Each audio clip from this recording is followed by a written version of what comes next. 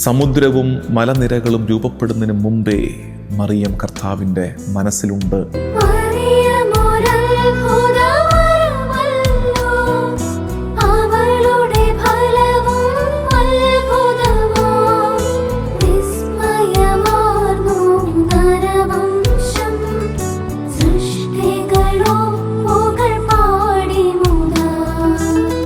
മാലാഖ ഗബ്രിയേൽ സ്വർഗ കവാടത്തിൽ നിന്ന് മറിയത്തെ തേടി വരുന്നു. പറയുന്നു, കെക്കരി തോമനെ, കൃപ നിറഞ്ഞവളെ.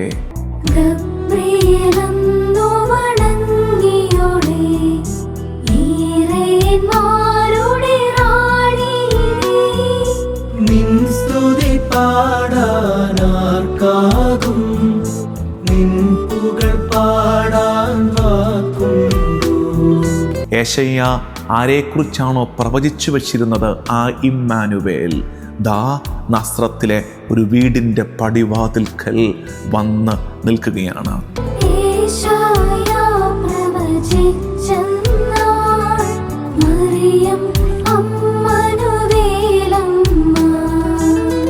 സമാഗമ കൂടാരത്തിൽ വാഗ്ദാന പേടകത്തിൻ്റെ മേൽ ദൈവത്തിൻ്റെ മേഘം അതിനെ പൊതിഞ്ഞ് നിന്നതുപോലെ ഇവിടത്തെ മറിയത്തിൻ്റെ മേൽ പരിശുദ്ധാത്മാവ് വന്ന് നിറഞ്ഞ് പൊതിഞ്ഞ് നിൽക്കുന്നു.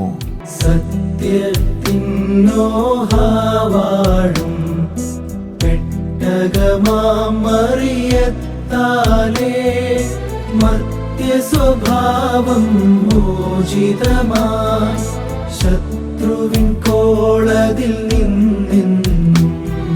ചന്ദ്രനെ പോലെയാണ് മറിയം. സൂര്യനിൽ നിന്ന് പ്രകാശം സ്വീകരിച്ച് ഇരുട്ടിലായിരിക്കുന്നവർക്ക് നിലാവെളിച്ചം പകർന്നു കൊടുക്കുന്നവളാണ് മറിയം. Mary is inseparable from Christ.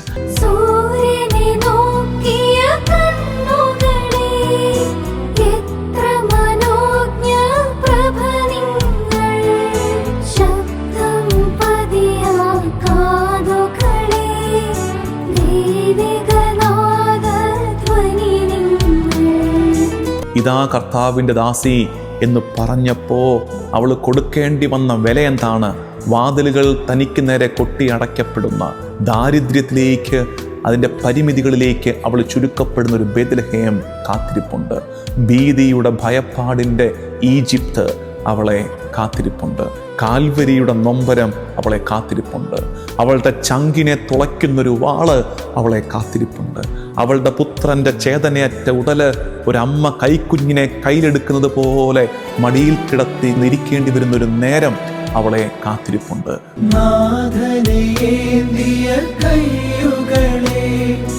നിത്യത താങ്ങിയ മുട്ടുകളെ, ുദരവുമേ അമ്മേ മറിയം ഭാഗ്യവതി.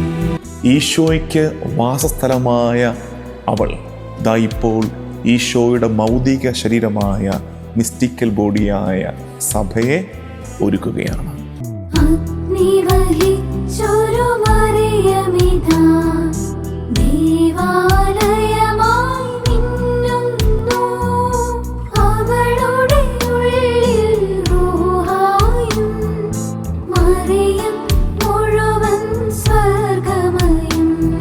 വിളവെടുപ്പിൻ്റെ ആദ്യത്തെ പുഷ്പമാണ് അവള്.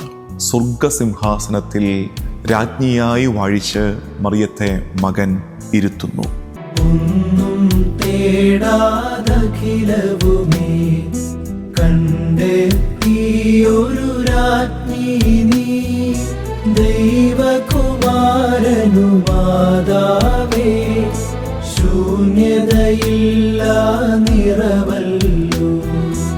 സ്വർഗത്തിലേക്ക് എത്തിയ ശേഷവും അവൾ അവളുടെ ശുശ്രൂഷ, അവളുടെ കരുണ കരുതൽ തുടരുകയാണെന്ന് നമ്മൾ തിരിച്ചറിയും. കാരണം ഭൂമിയിൽ ഏറ്റവും നന്നായി നമ്മളെ സ്നേഹിച്ച അമ്മ സ്വർഗത്തിൽ അതിലും നന്നായി നമ്മെ സ്നേഹിക്കും.